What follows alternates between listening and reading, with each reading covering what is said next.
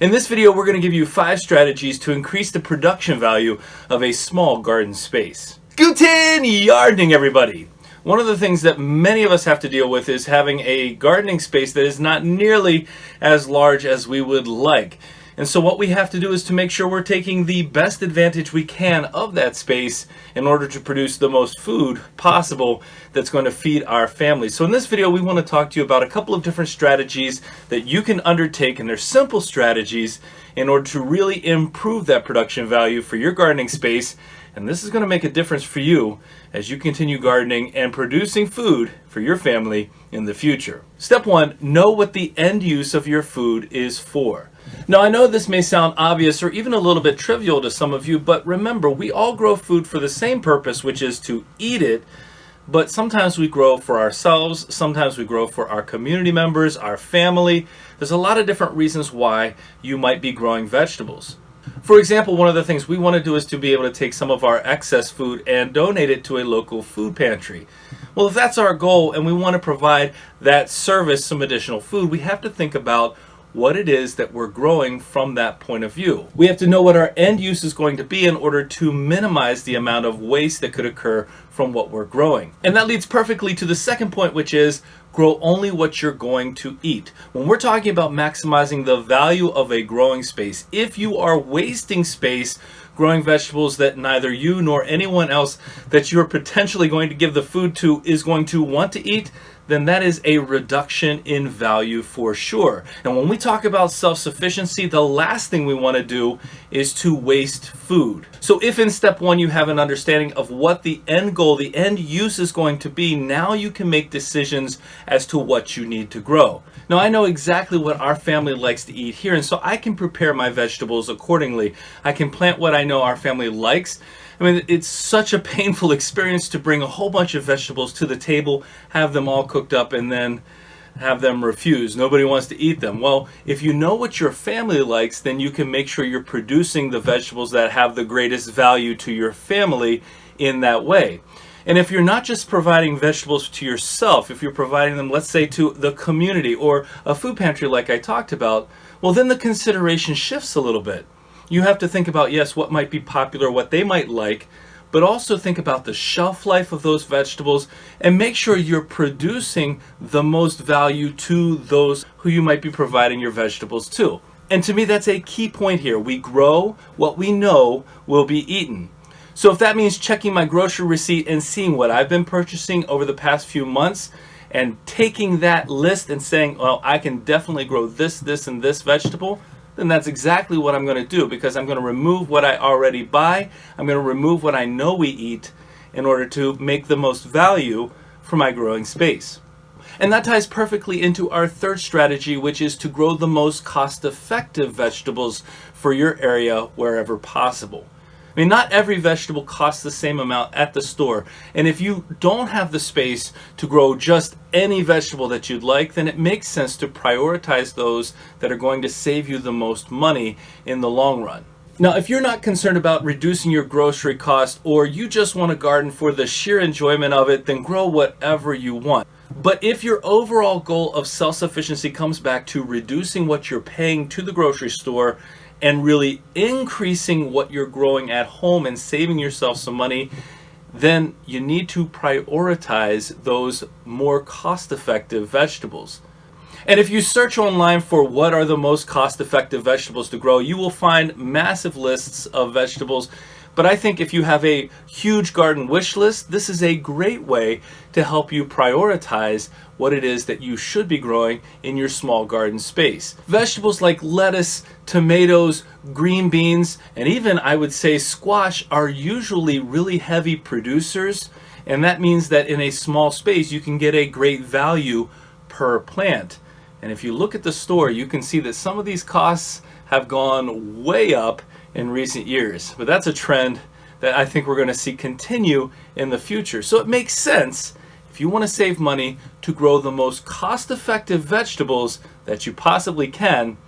And of course, each previous strategy applies. So they need to be cost-effective vegetables that you like, that you'll eat, that you have that end use for already laid out in your mind. Strategy number 4, prioritize nutritionally dense or super green vegetables. Now, we've talked a lot about taste, and I would say that there aren't really many vegetables that I don't enjoy the taste of, but beyond taste, we have to look at, when it comes to the value of your space, we have to look at nutritional value as well.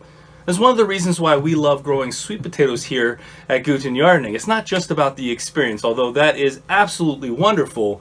Sweet potatoes are incredibly nutritionally dense. So we know that what we're harvesting out of the ground has a really high value to us in terms of nutritional content. And there are plenty of other vegetables. When I talk about super greens, spinach is way up there when it comes to nutritional value. And there are plenty of others as well. You can search this up on the internet. You'll find, again, multiple lists that tell you the most nutritionally dense vegetables. So if you tie that in to your other goal of what you'll eat, you can probably prioritize even further. You can look at high nutritional value, what you really want to eat, see where they align, and then see what might be the best fit for your small space. Now, this does take some upfront work in order to make sure that you've prioritized effectively, but the end result is going to be that you have some great vegetables that are going to be incredibly nutritionally beneficial to your family. And as a side bonus point here, if you have high nutrient content in your soil, that will help add nutritional value to the vegetables that you're growing. And of course, fresh vegetables right out of the ground, picked right out of a container, are far more nutritionally valuable to you than anything you're going to find at the store that's been sitting there for days. Remember, the nutritional value of vegetables decreases pretty quickly. And even though eating any vegetables is typically better than not eating vegetables, you will find the health benefits of freshly picked vegetables far outweighs any other option. Strategy number 5, grow using a vertical garden setup. Now, when used in tandem with strategies 1 through 4, you're going to find that vertical gardening can be an absolute game changer for you in a small garden space when it comes to adding value or really upping the value of that space. Now, a good example of this, let's say you have a 4 by 5 foot patio, so 20 square feet. Now, I know you're not going to be able to use every single square foot, because you have to have room to walk around, and you might even have a chair in there. But let's, for the sake of this argument, talk about this as though we have 20 square feet of gardening space. Now, we do a lot of different vertical gardening setups here. One of our favorites, and one that we're going to be using even more in the upcoming season, is our green stalk vertical garden. And if we think about the 5-tier green stalk system, just as an example, in our 20 square foot area, we're adding 5 levels of height to that length and width. And so essentially we're able to more than triple, more than quadruple our growing space through vertical gardening. So if you really want to increase the production value of a small garden space, vertical gardening will allow you to take advantage of it on so many levels. No pun there at all. It's just the fact. And so whenever we think about vertical gardening, we think about an incredible potential increase to a small area. And to increase the value of your vertical garden, know who you're gardening for, know that what you grow is going to be eaten so there's minimal waste, pick the best value products and prioritize those nutritionally dense or super greens, and you will see a massive marked improvement in the value of that small gardening space. And I'm going to give you 2 bonus suggestions as well for strategies to improve the value of your gardening space. 1, succession planting. And we've done videos on succession planting. They'll be linked in the description. But if you can leave a space filled with vegetables the entire season long, and we call those areas prime real estate. Any of our gardening areas, these are prime real estate. We want to keep that prime real estate occupied the entire growing season. So when one vegetable's done, I want to have starts ready for the next vegetable to go in so that I'm consistently using my space and taking advantage of that space and its value as much as possible. And the final bonus strategy, and this is a huge one, and I know a lot of people love this, keep an eye out for sales and buy your gardening supplies in the off season. We found that late August and September are a great time to be on the lookout in your local stores for some really great garden sales. For whatever reason, even though we have a fall season here in Zone 5, Wisconsin, a lot of people don't fall garden. And so that's when a lot of our soil mix supplies, our garden tools, our fertilizers, and our pots, etc. go on really deep discount. So it pays to pay attention to those sales. In addition, a lot of times seeds go on sale at that time as well. You know, one thing that we've done in the past, we've had a list of things that we need to get, and then we just keep an eye out for sales online.